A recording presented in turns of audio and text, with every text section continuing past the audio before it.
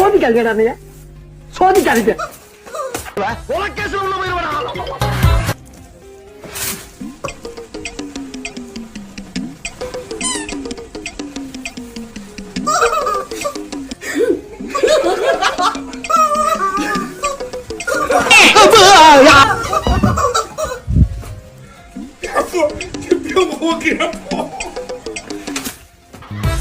பாவம்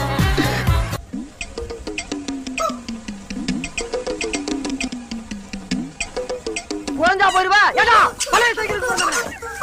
கையில மாறின அக்கு வர ஆடி வர அத்து விடும் நாத்து பல வெட்டு குத்த பாத்துவீங்க.